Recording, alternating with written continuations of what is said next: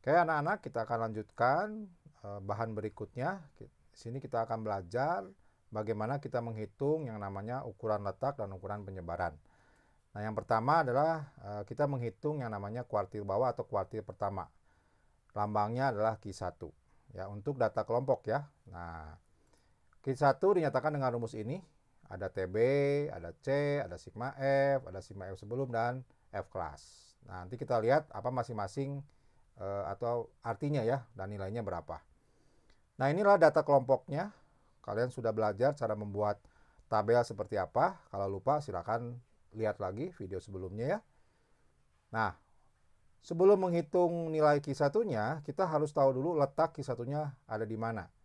Nah, dengan cara mencari nilai seperempat kali sigma F. Apa sigma F? Sigma F itu jumlah seluruh frekuensi, yaitu 100. Ya, sehingga seperempat F-nya bernilai 25. Nah, kemudian kalian tinggal cari itu. 25 itu ada di mana? Ya, ada di kelas mana data ke-25. Kalau kita hitung dari atas berarti 7, 10, 8, ini sudah 25 nih.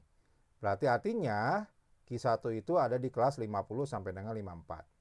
Nah, setelah tahu letaknya, kita akan lebih mudah menentukan namanya tepi bawah. Tepi bawah itu adalah batas bawah kurangi setengah ya, jangan lupa. Berarti 50 dikurangi setengah, yaitu 49,5. Apa sih C? C itu adalah lebar kelas. Ya, dari 50 sampai dengan 54 itu ada 5 data. Ya, silakan kamu cacah. 50, 51, 52, 53, 54. Berarti ada 5. Ya. Kemudian sigma F sebelum itu apa? Didefinisikan sebagai jumlah seluruh frekuensi sebelum kelas Q1 berada. Berarti nilainya itu adalah 7 tambah 10, 17. Apa sih F kelas? F kelas itu adalah frekuensi di mana Q1 berada, berarti 8. Nah, setelah ketemu nilai-nilainya ya silakan kalian masukkan nilai-nilai tersebut ke rumus Q1. Ya silakan dihitung, dapat nilainya 54,5. Gampang ya? Nah, bagaimana kita ngitung median atau Q2, namanya kuartil tengah atau kuartil kedua, boleh ya. Median ini sudah kalian ketahui cara ngitungnya bagaimana. Di sini saya akan perlihatkan secara cepat aja ya. Nah, ini rumus Q2. Hitung 2/4 kali sigma F, 50. Tentukan letak Q2-nya. Cari sigma F sebelumnya. Cari tepi bawahnya, ya. Cari C-nya dan cari F kelasnya. Nah, silakan masukkan rumus, dapat deh 60,96. Gampang kan? Sekarang Q3, hampir sama Q3 dengan Q1 dan Q2. Bedanya apa? 3/4 isinya ya. Bukan yang lain, tapi 3/4. Berarti kita cari 3/4 kali sigma F, dapat 75. Cari kelasnya ada di mana, yaitu di kelas 65 sampai 69. Cari tepi bawahnya, ya, yaitu 64,5. Cari sigma F sebelumnya, 7 tambah 10 tambah 8 tambah 18 tambah 24. Cari F kelasnya, yaitu 15. Masukkanlah ke rumus. Dapat deh 67,17. Nah, ini yang namanya ukuran letak kuartil. Sekarang ukuran letak berikutnya adalah desil. Ingat ya, desil itu dibagi 10. Ya. Nah, desil nyatakan dengan rumus ini. Hampir mirip dengan kuartil. Bedanya adalah kalau kuartil ini per 4, ini per 10. Ya, nah tinggal I-nya berapa nih? Tergantung yang ditanya. Kalau yang ditanya desil ke 9, berarti I-nya 9. Nah, tinggal cari, kita hitung 9/10 kali sigma F. Dapat 90. Ya, karena sigma F-nya 100. Tinggal cari letaknya di mana. Ada di sini ternyata. 70 sampai 74. Cari tepi bawah 69,5. Cari sigma F-nya sebelum ini. Dari 7 sampai dengan 15 kamu jumlahkan. Cari F kelasnya yaitu 10. Silakan masukkan ke rumus. Dapat deh 73,5. Gampang ya? Nah, ini namanya ukuran letak. Ya. Selanjutnya, kita akan masuk ke ukuran penyebaran. Ukuran penyebaran apa aja sih? Salah satunya adalah rentang atau jangkauan atau range. Untuk data yang kelompok ini, kita belum tentu bisa menentukannya. Karena kita nggak tahu sih nilai maksimumnya berapa, nilai minimumnya berapa. Ya, kalau ini harus kita lihat dari data acaknya. Ya, seperti itu. Untuk jangkauan antar kuartil atau hamparan dinyatakan sebagai Q3 kurangi Q1. Dapat ini nilainya, 12,67. Untuk jangkauan semi antar kuartil atau QD, nama lainnya juga simpangan kuartil, adalah setengahnya dari hamparan. Dapat 6,34. Kemudian, kamu bisa menghitung langkah L, yaitu 3/2 kali hamparan, dapat 19,02.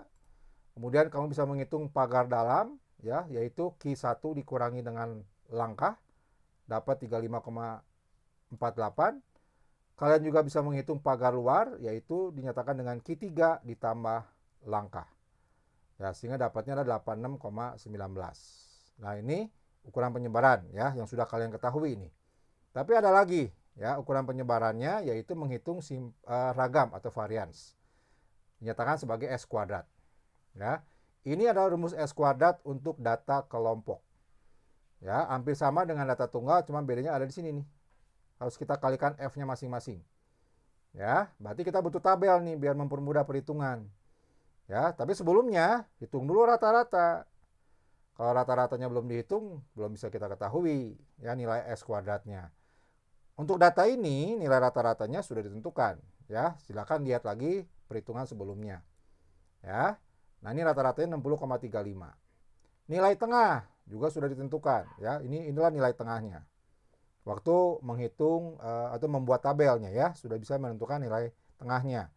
Nah, tambahkan kolom baru berisi nilai tengah dikurangi rata-rata.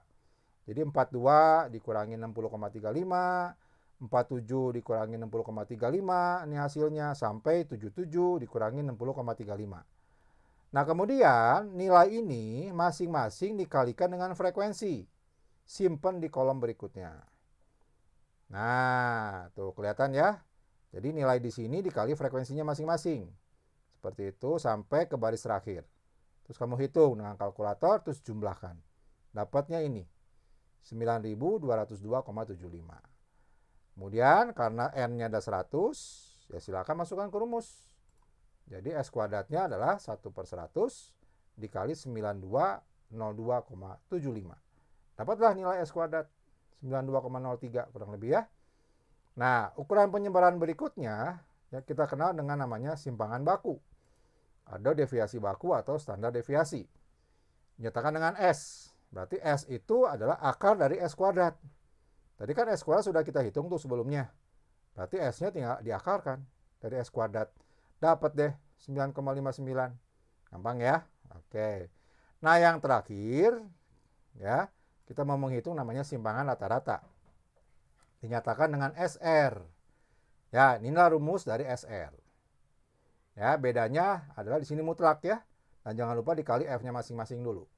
Ya, sebelum kita masukkan ke rumus. Jadi kita butuh yang namanya apa lagi? XI seperti biasa. Kemudian rata-rata ya seperti biasa. Kemudian masukkan ke tabel berikutnya, ke kolom berikutnya, yaitu XI dikurangi X rata-rata. 47 kurangi 60,35 sampai 77 dikurangi 60,35. Dapat deh nilainya ini. Tapi jangan lupa, ini harus kita mutlakkan. Karena kan rumusnya ada tanda mutlak. Terus kita harus kalikan dengan F-nya masing-masing. Buat lagi di kolom berikutnya. Nah, seperti ini. Ya. Inilah hasil dari FI dikali tanda mutlaknya XI kurangi X rata-rata. Kemudian setelah dihitung masing-masing jumlahkan.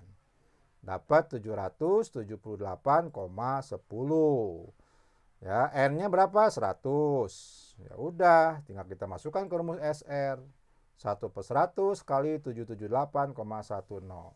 Dapat deh nilai SR-nya 7,78. Gampang ya? Nah, itulah ukuran penyebaran. Oke, sampai sini dulu pembelajaran kita. Tuhan Yesus memberkati. Shalom.